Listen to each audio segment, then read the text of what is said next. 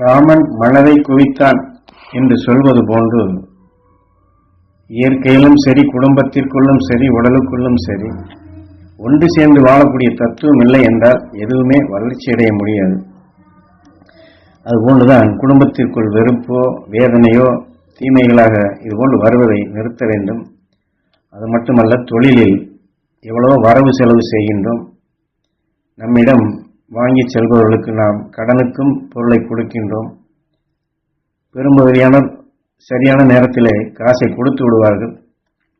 ஆனால் ஏதோ ஒருவரோ இரண்டு பேரோ அவருடைய சந்தர்ப்பம் குடும்பத்தில் ஏதாவது சிக்கலாகிவிட்டால் அந்த பொருளை வாங்கி சென்றதனுடைய பணத்தை சரியான நேரத்திற்கு திரும்ப கொடுக்க முடியாது போகின்றது.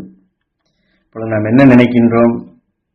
அந்த முழுமையாக உண்மை அறியாதபடி இதற்கு முன் அவன் யோக்கியனாக நாணயஸ்தனாக இருந்தான், சரியான நேரத்திலே பணத்தை கொடுத்தான், இப்பொழுது முன்ன மாதிரி இல்லை, வர வர கெட்டு போய்விட்டான் என்று வருகின்றது இந்த சிந்தனை.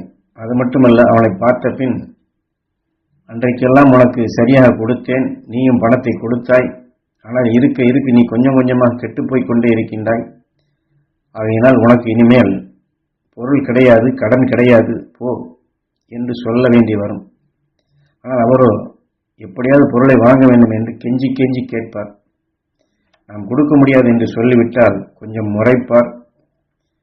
ஆனால் அதே சமயத்தில் அவரிடம் இருந்து பணமும் வர வேண்டியிருக்கும். அப்பொழுது அவர் ஒரு முடிவுக்கு வந்துள்ளார். சரக்கு இவர் என்ன கொடுப்பது, நாம் அடுத்த கடையில் சென்று வாங்கி நாம் நம் வேலையை பார்ப்போம் என்று பணத்தையும் கொடுக்காதபடி அடுத்தவரிடம் சென்று வாங்க சென்று விடுவார். இதை நாம் பார்க்கின்றோம். பார்த்த உடனே அன்றைக்கு எதையோ சொல்லி நம்மிடம் கடனுக்காக பொருளை வாங்கினான், இன்று அடுத்தவரிடம் போகின்றான் என்று பகைமையாகி விடுகின்றது. ஆனால் நாம் தவறு செய்தோமா என்றால் இல்லை. இதையெல்லாம் சந்தர்ப்பம் நமக்குள் பகைமை வந்து விடுகின்றது. இப்படி இந்த வியாபாரத்தில் எத்தனையோ பேரிடம் நாம் பழகியிருப்போம், அதில் இப்படி வெறுப்பாகி இருப்போம். ஏனென்றால் ஒரு நாள் ஒருவரை மட்டும் சந்திப்பதல்ல, ஒவ்வொரு நாளும் எத்தனையோ பேரை சந்திக்கின்றோம், எத்தனையோ வெறுப்புகள், எத்தனையோ பகைமைகள். அப்படி இதுபோன்று ஏமாற்றுவோருடைய நினைக்க ஆரம்பித்து விட்டால் வேதனை வந்து விடுகின்றது. இந்த வேதனை என்றால் விஷம். இதை சூரியனுடைய காந்த சக்தி கவர்ந்து அதே உணர்வு நமக்குள் அவர் என்ன இந்த பதிவு அழுத்தம் அதிகமாகி நமக்குள் அதிகமாக தூண்ட ஆரம்பிக்கின்றது. ஒரு வேப்ப மரத்தின் விதையை பக்குவமாக பூமியிலே போட்டால் அந்த தாய் மரம் வெளிப்படுத்திய கசப்பான மனத்தை எடுத்து அது வளரத் தொடங்கும். இதுபோன்று மனிதனுக்கு மனிதன் வெறுப்பாகி உடலிலே விளைய வைத்த இத்தகைய உணவின் சத்து ஒரு வித்தான பின் ஊழ்வினையாக எலும்புக்குள் பதிவாகி விடுகிறது. இது அவரை நினைக்க, இந்த வித்து வளர, அணுக்கள் பெருக, அவரை நினைக்க நினைக்க நமக்குள் வெறுப்பும் வேதனையும் சிறுக சிறுக உடலுக்குள் அதிகமாகின்றது. அதுவரை நன்றாக ஆரோக்கியமாக இருந்த உடல், இந்த உறுப்புகளை உருவாக்கிய அணுக்கள் இந்த வெறுப்பும் வேதனையும் அதிகமான பின் நல்ல உணர்வோடு சண்டையிட ஆரம்பிக்கின்றது.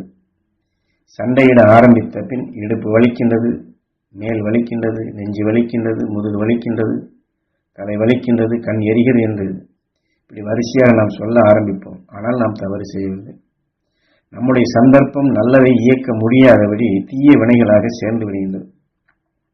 இதையெல்லாம் நிறுத்துவதற்கு நாம் என்ன வைத்திருக்கின்றோம்? அதைத்தான் ஞானகுரு இங்கே சுட்டி காட்டி, எப்பொழுதெல்லாம் நம் உணர்வுகள் மாறுகின்றதோ, அதாவது எதிர்மறையான உணர்வுகள் கண்டபின், குறையான உணர்வுகள் கண்டபின் நம் உணர்வு எப்பொழுதெல்லாம் மாறுகின்றதோ அந்த நேரத்தில் எல்லாம் மகரிஷிகளின் நல்சக்தி நாங்கள் பெற வேண்டும். எங்கள் உடல் முழுவதும் அந்த மகரிஷி சக்தி படர வேண்டும். எங்கள் உடலில் இருக்கக்கூடிய ஜீவான்மா ஜீவனுக்கள் பெற வேண்டும் என்று இப்படி அந்த உயர்ந்த சக்திகளை நமக்குள் சேர்த்து கொண்டே வர வேண்டும். அதாவது அவரை எண்ணி வேதனையும் வெறுப்பை வளர்ப்பதற்கு மாறாக மகரிஷி சக்திகளை நாம் இப்படி சேர்க்க வேண்டும். பின் யார் மேல் வெறுப்போ வேதனை அந்த பட்டமோ அவள் அறியாத இருள்கள் நீங்க வேண்டும். என் பார்வை அவர்களை நல்லதாக்க வேண்டும். அவர்களுக்கு நல்ல வருமானம் வர வேண்டும். வாங்கிய பாக்கியை கொடுக்க வேண்டும் என்று இப்படி நாம் தியானிக்க வேண்டும். இப்படி செய்தோம் என்றால் அந்த கெட்டது நமக்குள் வராது. மன பலமும் மன தைரியமும் கிடைக்கும். நம் உடலும் நலம் பெறும். நம் சொல்லிலே இனிமை வரும். நம் பார்வை எல்லோரையும் நல்லதாக்கும். அது ஒன்று சேர்ந்து வாழக்கூடிய நிலைகளையும், உடலுக்குள் ஒன்று சேர்ந்து எப்பொழுதும் மகிழ்ச்சியாக வாழக்கூடிய நிலையும் ஞானகுரு அவர்கள் இந்த உபதேசத்திலே நமக்கு தெளிவாக்கி கொடுக்கின்றார்கள்.